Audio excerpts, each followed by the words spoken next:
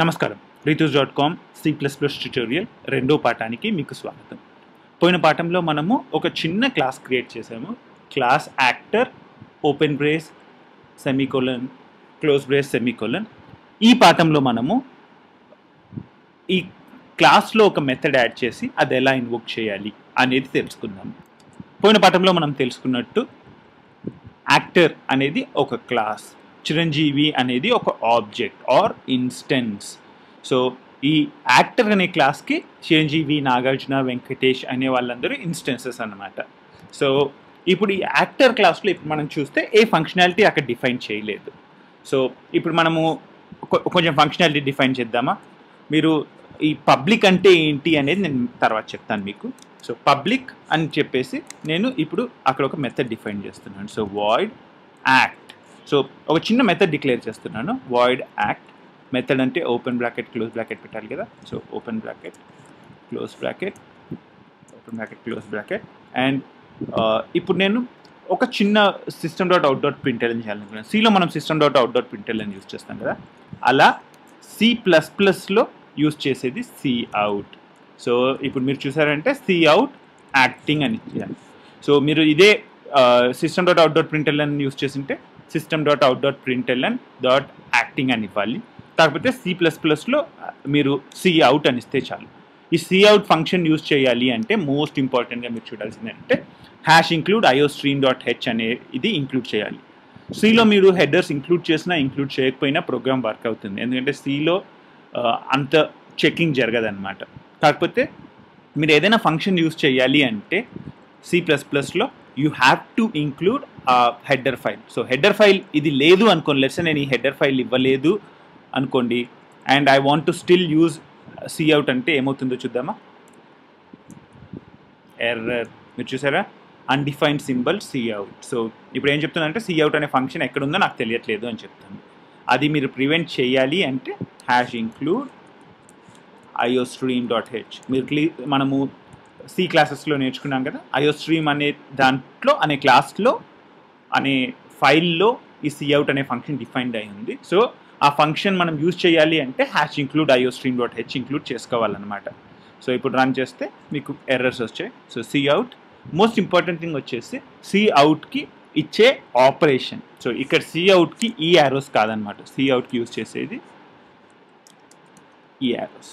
So Cout acting అని ఇచ్చానంటే ఇప్పుడు మీరు చూసారంటే సూపర్. ఇది అవుట్పుట్లో ఇంకా ఏం ప్రింట్ అవ్వలేదు, ఎందుకంటే నేను ఆ ఇన్స్టెన్సెస్ పైన మెథడ్ కాల్ చేయలేదన్నమాట. సో ఇప్పుడు నేను ఏం చేస్తున్నా అంటే ఈ యాక్టర్ చిరంజీవి, నాగార్జున, వెంకటేష్ అని ఉన్నారు కదా, వీళ్ళని యాక్టింగ్ చేయమని చెప్దామా.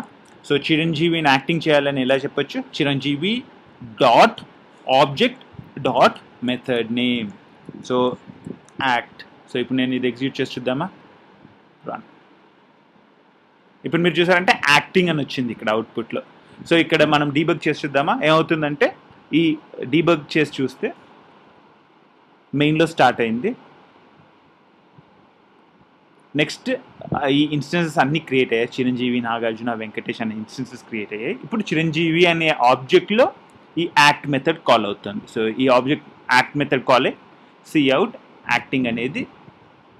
నేను ఇక్కడి నుంచి రన్ చేసేస్తాను, మనకు ఆ కోడ్ ఏం జరుగుతుంది అనేది మనకు అనవసరం కదా. సో ఇది రన్ చేశానంటే ఇప్పుడు మీరు చూసారంటే యాక్టింగ్ 2 సార్లు ప్రింట్ అయింది అవుట్పుట్లో. సో ఇప్పుడు మీరు అవుట్పుట్లో చూస్తే యాక్టింగ్ అనేది 2 సార్లు ప్రింట్ అయింది. యాక్టింగ్ మనం క్లియర్ స్క్రీన్ చేయలేదు కాబట్టి అది 2 సార్లు ప్రింట్ అయింది. అదే నేను ఇప్పుడు క్లియర్ స్క్రీన్ ఫస్ట్ లైన్లో చేస్తున్నాను.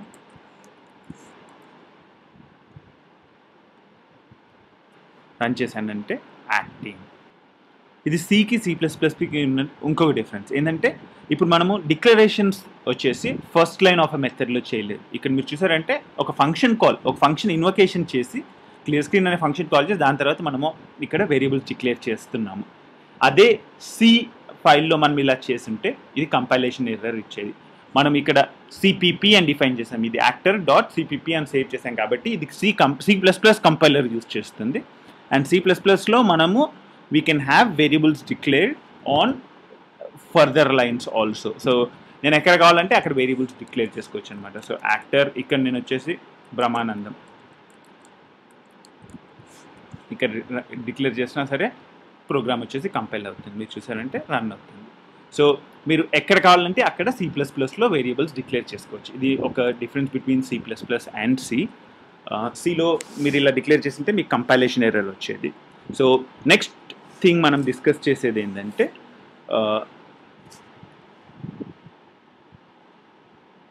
ఇప్పుడు చిరంజీవి డాట్ యాక్ట్ వచ్చేసి మనం కాల్ చేసాం కదా. ఇప్పుడు నాగార్జున డాట్ యాక్ట్ చేద్దామా. నాగార్జున డాట్ యాక్ట్ ఏమవుతుంది చూద్దామా. అలానే వెంకటేష్ని కూడా యాక్ట్ చేయమని. So Venkatesh dot act. So ఈ యాక్టర్ బ్రహ్మానందాన్ని ఇప్పటికి కంబైన్ చేస్తాను. మనకు బ్రహ్మానందంతో పని లేదు, ఇప్పటికీ పిలిచినప్పుడు వస్తాడు అతను. సో ఇప్పుడు మీరు చూసారంటే యాక్టింగ్ అనేది 3 సార్లు ప్రింట్ అయింది. యాక్టింగ్ అనేది అవుట్పుట్లో 3 సార్లు ప్రింట్ అయింది. నేను కావాలనుకుంటే ఒక న్యూ లైన్ క్యారెక్టర్ కావాలి అనుకుంటే ఇక్కడ నేను న్యూ లైన్ ఇవ్వచ్చు. అప్పుడు నెక్స్ట్ లైన్స్లో యాక్టింగ్ అని ప్రింట్ అవుతుంది. సో సారీ, ఈ స్లాష్ యూస్ చేయాలి. ఇప్పుడు మరి చూసినట్టయితే యాక్టింగ్ అని చెప్పేసి మీకు 3 లైన్లలో ప్రింట్ అయింది. కాకపోతే ఒక ప్రాబ్లం వచ్చింది దీంట్లో. అదేంటంటే ఎవరు యాక్ట్ చేస్తున్నారు అనేది మనకు అర్థం కాలేదు. ఇప్పుడు మనము యాక్టింగ్ అని ప్రింట్ చేసాము. కాకపోతే నాగార్జున యాక్ట్ చేస్తున్నాడా, చిరంజీవి యాక్ట్ చేస్తున్నాడా, వెంకటేష్ యాక్ట్ చేస్తున్నాడా అనేది మనకు తెలియట్లేదు. అది మనము ఎలా యాడ్ చేస్తాము అనేది మనము వచ్చే పాఠంలో తెలుసుకుందాం. అంతవరకు సెలవు. మరి 1,00,000 మందికి ప్రోగ్రామింగ్ నేర్పించాలనేది మా ధ్యేయం. మేము నిర్వహించే ప్రోగ్రామ్స్ ద్వారా మీరు C++, Java, J2E and data structures నేర్చుకోవచ్చు. Until next time, bye.